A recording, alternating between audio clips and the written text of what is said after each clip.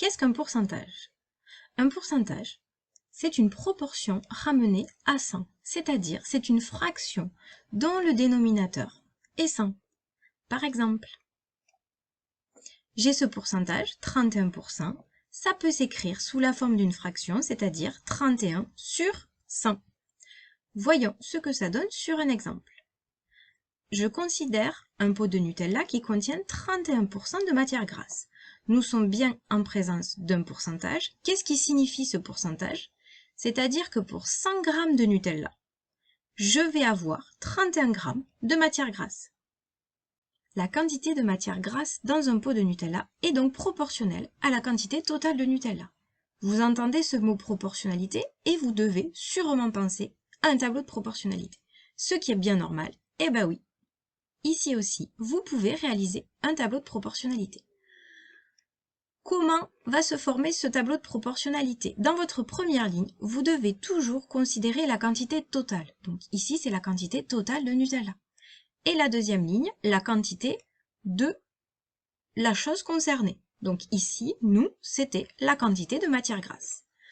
Vous allez remplir votre deuxième colonne en utilisant ce pourcentage. Donc, je vous rappelle, ici, on avait 31% de matière grasse.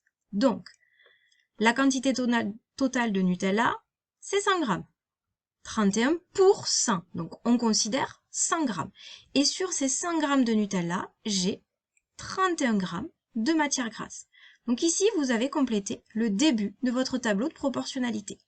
Qui dit tableau de proportionnalité dit coefficient de proportionnalité.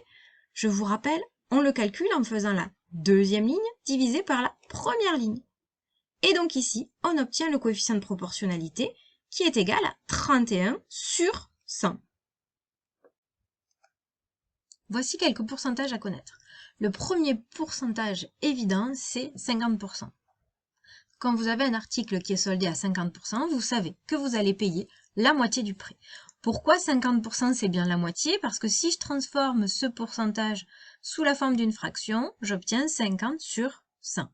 Si je simplifie cette fraction, je vais obtenir un demi. Et un demi, c'est bien la moitié de quelque chose. Deuxième pourcentage évident, le 25%. Alors 25%, c'est égal à un quart.